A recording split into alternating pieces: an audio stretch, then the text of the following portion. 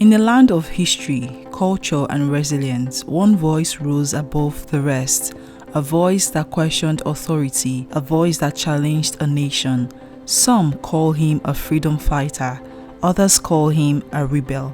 But behind the name, behind the headlines, who is the man? This is the story of Nnamdi Kanu, the man behind the voice. Nnamdi Kanu was born on September 25, 1967.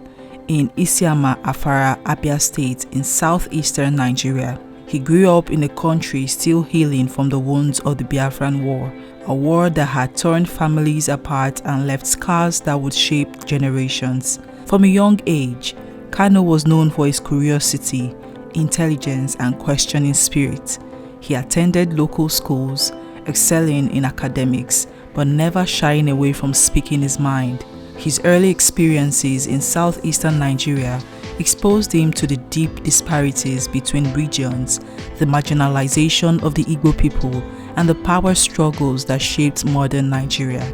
These formative years planted the seeds of the voice that would one day challenge a nation.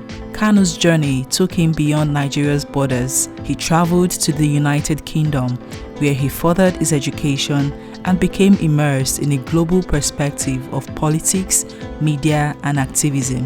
It was here in the UK that the young Kanu discovered the power of communication, how a voice, amplified, could reach millions. He founded Radio Biafra, a small but potent broadcast station that quickly became a platform for the Igbo diaspora to discuss identity, freedom, and the idea of a Biafran homeland. What started as a local initiative quickly gained international to what many saw as long-standing injustice and marginalization in southeastern Nigeria. To supporters, he was a hero, a symbol of courage and self-determination. To critics, he was a threat, a man stirring unrest and challenging the unity of a nation. But the movement was never just about politics, it was about identity. The people of the Southeast saw Kanu as someone who gave voice to their unspoken pain, their unfulfilled dreams, and their desire for recognition. With visibility came confrontation. In 2015, Kanu was arrested by the Nigerian government on charges of treasonable felony.